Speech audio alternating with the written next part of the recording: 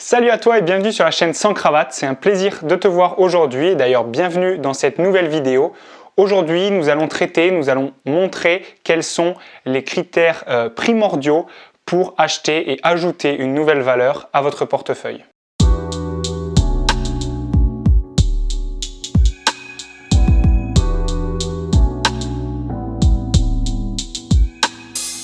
Du coup là, je pense clairement que tu n'as pas cliqué sur cette vidéo pour rien parce que là, on va voir sans passer par 4 chemins, vraiment les 5 critères qui pour moi sont essentiels au niveau fondamental et au niveau de la santé de l'entreprise et de comment elle fonctionne pour être sûr qu'elle ait une cohérence dans un portefeuille d'actions.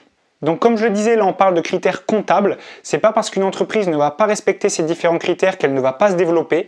Mais en tout cas, pour moi, à mon sens, c'est vraiment des critères qui sont indispensables pour avoir un portefeuille qui a une performance aussi bien au niveau de la valorisation que du versement du dividende.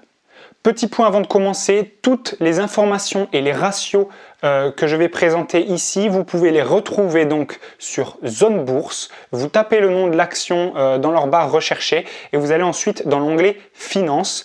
Et là, vous allez retrouver vraiment toutes les informations financières d'une société, de la société qui vous intéresse sur les 5 dernières années. Et vous pouvez toujours d'ailleurs trouver plus sur Internet, mais toujours faites attention à la source de vos données. En tout cas, Zone Bourse, vraiment, c'est quelque chose de fiable. La première règle, c'est d'investir dans quelque chose qui vous parle. N'allez pas investir dans une situation géographique, dans un marché géographique plutôt, qui vous parle pas du tout. Ça sert à rien d'aller chercher des actions aux US, même s'ils sont plus performants sur les indices aux US. Ça sert à rien d'aller acheter des actions au Japon, en Chine, etc. pour ces mêmes raisons. Si vous vous sentez confortable à avoir des positions uniquement en Europe, c'est votre choix. Et moi d'ailleurs, c'est un choix que je respecte énormément. Ensuite, toujours sur ce même critère, on peut descendre d'un cran et parler des secteurs d'activité. Investissez d'abord dans les secteurs d'activité qui vous parlent. Peut-être le secteur d'activité dans lequel vous exercez vous-même une activité. Donc là, ce serait vraiment le top du top. Après, il faut faire attention à se diversifier quand même. Je le rappelle pour les petits portefeuilles, toujours environ 1 ou 2 lignes maximum pour 1000 € de capital. Si vous investissez 4000 €, sélectionnez à peu près 5 lignes de compte, donc 5 actions différentes. Pas plus, pas moins. C'est pour moi justement le juste milieu de la diversification. Ensuite, pour parler des ratios financiers, regardez en premier le ROA et le ROE de l'entreprise qui vous intéresse. Le ROA, à commencer par celui-là, c'est en fait tout simplement le résultat d'exploitation de l'entreprise que l'on compare à son actif, à ses actifs plutôt. En fait, les actifs d'une entreprise, c'est tout ce qu'elle possède et qui lui permet d'exercer son activité et justement de dégager un chiffre d'affaires. Et le résultat d'exploitation, c'est son chiffre d'affaires, en gros, auquel on a retranché la plupart des charges. D'ailleurs, si vous voulez en savoir plus sur ces concepts comptables que je ne vais pas développer ici, regardez dans mon livre « Débuter en bourse, comprendre et investir sur les marchés financiers » ou sur la toile internet, vous trouvez tout ce qu'il vous faut. Donc ce ratio, le ROA, ça vous permet de savoir quoi? Ça vous permet de savoir si l'entreprise, en fait, le chiffre qu'elle dégage, c'est dû à son activité propre à elle et si elle ne dépend pas trop d'autres entreprises ou de son résultat financier ou d'un résultat exceptionnel. Le résultat financier, c'est tout simplement l'argent qu'elle gagne grâce à ses investissements dans les autres sociétés et le résultat exceptionnel, c'est en fait le résultat qu'elle va faire grâce par exemple à la vente de l'une de ses filiales. C'est un résultat tout simplement qu'on ne rentre pas dans les autres lignes de compte pour pas qu'ils viennent impacter la régularité du reste des résultats. Donc là, on a parlé du ROA, regardez qu'il soit toujours supérieur au minimum à 5%. Encore une fois, vous retrouvez cette valeur-là dans l'onglet Finances sur Zone Bourse une fois que vous avez tapé le nom de l'action que vous recherchez. Ensuite, troisième règle, je viens de l'énoncer mais je vais en parler un peu plus précisément, le ROE. C'est en fait tout simplement la rentabilité de votre investissement, la rentabilité de l'entreprise mais aussi la rentabilité de vous, votre investissement dans l'entreprise. C'est en fait le résultat net de l'entreprise que l'on compare à ses capitaux propres. Donc franchement, il n'y a pas besoin d'aller plus loin, c'est tout simplement sa rentabilité par rapport à ses capitaux propres, en fait tout simplement l'argent qu'elle arrive à dégager par rapport à ce qu'elle possède en fonds. Et là, la valeur seuil que je vous propose de prendre en compte, c'est vraiment 12-13%. Il y a des investisseurs qui vont aller chercher les 15%, moi je pense que 12 ou 13%, ça suffit déjà, sinon vous allez vraiment réduire énormément votre champ de possibilités, en tout cas en respectant la première règle qui est vraiment ce qui vous parle, la situation géographique par exemple.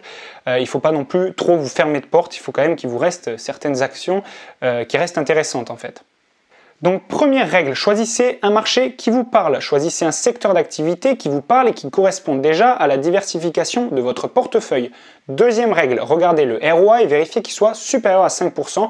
Troisième règle, regardez que le ROE, c'est-à-dire la rentabilité de votre investissement et la rentabilité tout simplement de l'entreprise, soit au moins supérieure à 12 ou 13%. Et nous allons voir de suite les deux dernières. Quatrième critère hyper important, un peu plus complexe cependant, alors accrochez-vous. Il s'agit tout simplement de comparer les actifs circulants de l'entreprise à ses dettes court terme. L'actif circulant, c'est tout simplement des actifs qui ne vont pas rester indéfiniment dans l'entreprise. Ils ne font que passer, mais ils servent à créer du chiffre d'affaires. L'exemple le plus frappant, c'est les stocks. Les stocks, par exemple, donc, qui sont produits par l'entreprise et qui vont être vendus plus tard et qui sont destinés à être vendus, c'est compté comme un actif circulant. Ensuite, les dettes à court terme, c'est les dettes qui sont généralement à moins de 2 ans de l'entreprise et qui apparaissent justement dans un bilan comptable au niveau des dettes court terme et non des dettes long terme. Et donc du coup, ce quick ratio, il permet de savoir si l'entreprise, elle peut faire face à ses prochaines échéances. Généralement, ce ratio, on l'analyse en parallèle avec le délai qu'une entreprise laisse à ses clients pour la payer. Pourquoi? Parce que tout simplement, si les clients ont l'habitude de payer très rapidement, et bien là, on ne va pas avoir besoin d'un quick ratio très élevé et on va accepter un quick ratio autour de 1,2, 1,3. Par contre, pour des entreprises qui sont par exemple dans le secteur industriel et où là, les délais de paiement sont généralement de 2, 3, 4 mois des fois, et même des fois même encore plus que ça, et bien on va aller chercher des quick ratios qui vont être au-dessus de 2 parce que ça veut dire que l'entreprise, il faut qu'elle ait les fonds justement pour faire face à ces délais-là. Cinquième critère, et vous pouvez en ajouter d'autres pour être un peu plus pointilleux, mais là je parle du payout ratio. Donc là c'est tout simplement le taux de distribution, c'est-à-dire ce que l'entreprise elle dédie à ses actionnaires par rapport à son résultat net. C'est ce qu'elle va justement choisir de verser donc à ses actionnaires pour les remercier d'avoir participé au capital.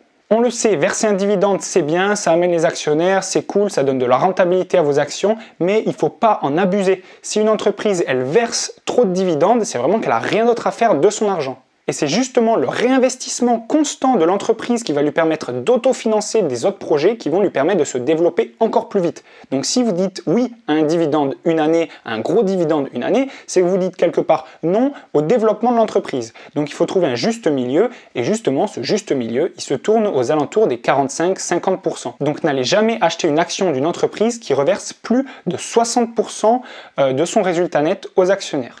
Voilà, ce sera tout pour aujourd'hui. Vous avez vu mes 5 critères pour sélectionner une action et l'ajouter à votre portefeuille. J'espère que vous avez bien compris tout ce que j'ai dit. Vous pouvez revenir en arrière, mettre pause, remettre play à votre convenance. En tout cas, moi je vous laisse avec ça et j'espère que vous allez faire des bons choix pour cette année 2020 qui s'annonce être un grand cru. Bon, allez, à la prochaine.